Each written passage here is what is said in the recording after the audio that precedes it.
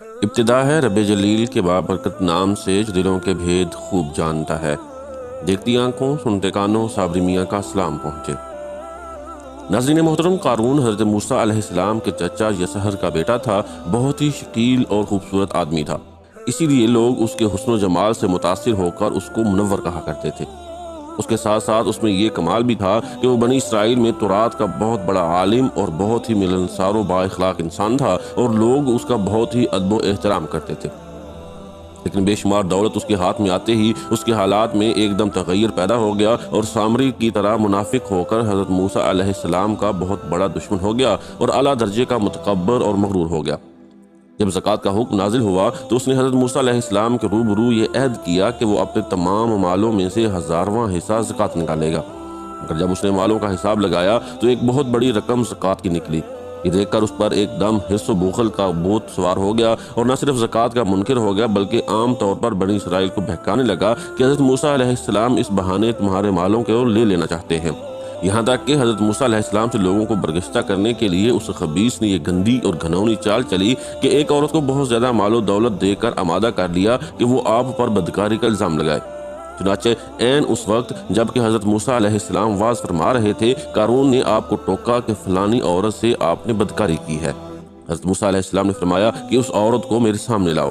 چنانچہ وہ عورت بلائی گئی تو حضرت موسیٰ علیہ السلام نے فرمایا کہ اے عورت، اس اللہ کی قسم جس نے بنی اسرائیل کے لیے دریا کو پھاڑ دیا اور عافیت و سلامتی کے ساتھ دریا کے پار کرا کر فرعون سے نجات دی، سچ سچ کہہ دو کہ کیا واقعہ ہے۔ حضرت موسیٰ علیہ السلام کے جلال سے عورت سہم کر کانپنے لگی، اور اس نے مجمع عام میں صاف صاف کہہ دیا کہ اے اللہ عز و جل کے نبی، مجھ کو قارون نے کثیر دولت دے کر آپ پر بہتان لگانے کے لیے آمادہ کیا ہے۔ اس وقت حضرت موسیٰ علیہ السلام آپ دیدہ ہو کر سجدہ شکر میں گر پڑے، اور بحالت سجدہ آپ نے یہ دعا مانگی کہ یا اللہ، قارون پر اپنا قہر و غضب نازل فرما دے۔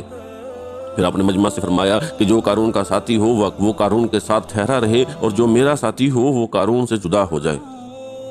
چنانچہ دو خبیثوں کے سوا تمام بنی اسرائیل قارون سے الگ ہو گئے۔ پھر حضرت موسیٰ علیہ السلام نے زمین کو حکم دیا کہ اے زمین، تو اس کو پکڑ لے، تو قارون ایک دم گھٹنوں تک زمین میں دھنس گیا۔ پھر آپ نے دوبارہ زمین سے یہی فرمایا تو وہ کمر تک زمین میں دھنس گیا۔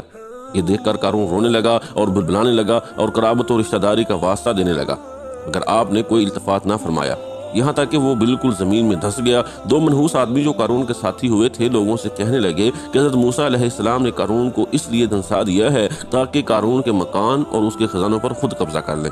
تو آپ علیہ السلام نے اللہ تعالیٰ سے دعا مانگی کہ قارون کا مکان اور خزانہ بھی زمین میں دھس جائے۔ چنانچہ قارون کا مکان جو سونے کا تھا اور اس کا سارا خزانہ سبھی زمین میں دھس گیا۔ ارشاد باری تعالیٰ ہے کہ ہم نے قارون کو اتنے خزانے دیے تھے کہ ان خزانوں کی کنجیاں ایک مضبوط اور طاقتور جماعت بمشکل اٹھا سکتی تھی۔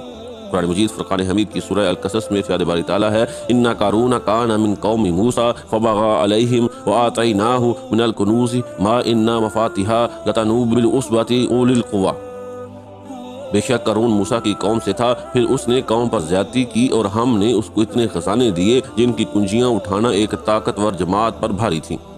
حضرت موسیٰ علیہ السلام نے قارون کو جو نصیحت فرمائی وہ یہ ہے کہ جس کو قرآن مجید نے بیان فرمایا ہے۔ اسی خیر خواہی والی نصیحت کو سن کر قارون حضرت موسیٰ علیہ السلام کا دشمن ہو گیا۔ غور کیجئے کہ کتنی مخلصانہ اور کس قدر پیاری نصیحت ہے جو حضرت موسیٰ علیہ السلام کے ساتھ ساتھ ساری قوم قارون کو سناتی رہی۔ اذ قال له قومه لا تفرح ان اللہ لا يحب الفارحین وابتغ فیها آتاک اللہ الدار الآخرة ولا تنس نصیبک من الدنیا واحسن کما احسن اللہ الیک ولا تبغ الفساد فی الارض ان اللہ لا يحب المفسدین۔ جب اس سے اس کی قوم نے کہا اتراؤ نہیں، بے شک اللہ اترانے والوں کو پسند نہیں کرتا، اور جو مال تجھے اللہ نے دیا ہے اس کے ذریعے آخرت کا گھر طلب کر اور دنیا سے اپنا حصہ نہ بھول، اور احسان کر جیسا اللہ نے تجھ پر احسان کیا، اور زمین میں فساد نہ کر، بے شک اللہ فسادیوں کو پسند نہیں کرتا۔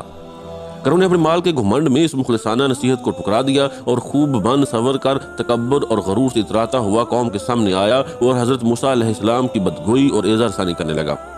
اس کا نتیجہ کیا ہوا اس کو قرآن کی زبان سے سنیے اور خدا کی اس قاہرانہ گرفت پر خوف الہی سے تھرائیے۔ فَخَسَفْنَا بِهِ وَبِدَارِهِ الْأَرْضَ فَمَا كَانَ لَهُ مِنْ فِئَةٍ يَنْصُرُونَهُ مِنْ دُونِ اللَّهِ وَمَا كَانَ مِنَ الْمُنْتَصِرِينَ۔ تو ہم نے اسے اور اس کے گھر کو زمین میں دھنسا دیا، تو اس کے پاس کوئی جماعت نہ تھی جو اللہ کے مقابلے میں اس کی مدد کرتی، اور نہ وہ خود مدد کر سکا۔ یہ عبرتناک واقعہ ہمیں یہ درس ہدایت دیتا ہے کہ اگر اللہ پاک مال و دولت عطا فرمائے تو اس فرض کو لازم جانے کہ اپنے اموال کی زکوٰۃ ادا کرتا رہے اور ہرگز اپنے مال و دولت پر غرور اور گھمنڈ کر کے نہ اترائے، کیونکہ اللہ تعالیٰ ہی دولت دیتا ہے اور جب وہ چاہتا ہے پل بھر میں دولت چھین بھی دیتا ہے۔